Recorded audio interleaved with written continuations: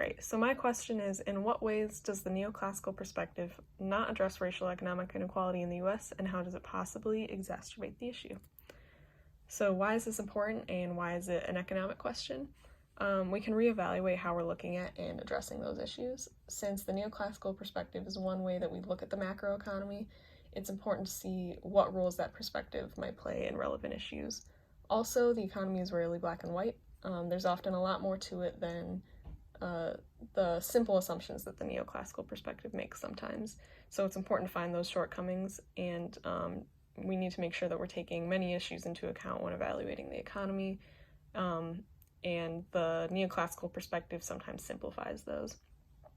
So the cost-benefit principle means that people will find solutions that ultimately have the greatest benefit. So addressing these issues follows that principle because we are benefiting everyone's well-being, advancing marginalized groups, ultimately growing the entire economy. The opportunity cost principle means that if you are gaining one thing, you are giving up another. So in the short run, ignoring these issues might be beneficial because of time efficiency, or it just might be easier to ignore them right now, but ultimately it'll lead to a wider racial gap for longer and will be detrimental. So what is my answer to this question? According to neoclassical economists, natural market forces discourage discrimination. They argue that discrimination is a result of a faulty market that does not encourage competition, and in a competitive market, employers will want to just hire whoever's going to do the job most efficiently for the cheapest cost, so theoretically there would be no correlation with race and employer bias. The neoclassical perspective assumes rationality, that everyone is going to do what is best for them and is going to produce the greatest benefit. So if non-discriminatory hiring is going to benefit everyone, why not do it? Gary Becker is an economist that believed this, and he believed that employers had incentive not to discriminate. However, these views ignore the fact that discrimination and bias is going to be inevitable. It still is in present day. Even if it is the most efficient solution to not discriminate, people will still do it because those biases are worked in to the entire economy.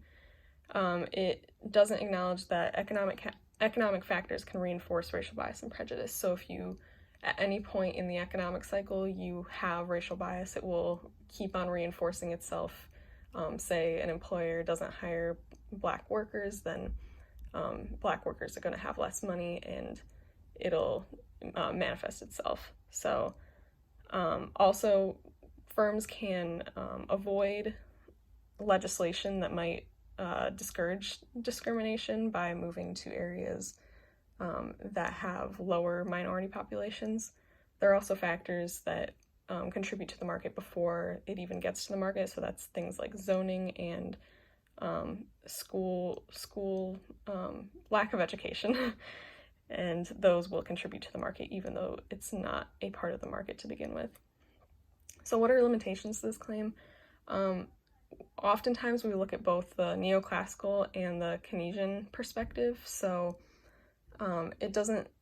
while we do use parts of the neoclassical perspective to look at the economy, that is not the primary way that we look at the economy anymore, but it is important to still take these shortcomings into account because it is something that contributes to how we look at the economy. Also, looking at these issues requires going deeper into more complex issues that aren't necessarily easily measured by just looking at the economy. The economy exacerbates issues that are already there, but it is hard to address these issues only looking at the economy, since they are social issues as well. But for this claim to be incorrect, then racial discrimination issues and the economy would have to be in no way connected. But I am fairly confident in my assumption because the economy is about social interaction, and there's no way that the two could not be intertwined. And these are my sources. Thank you.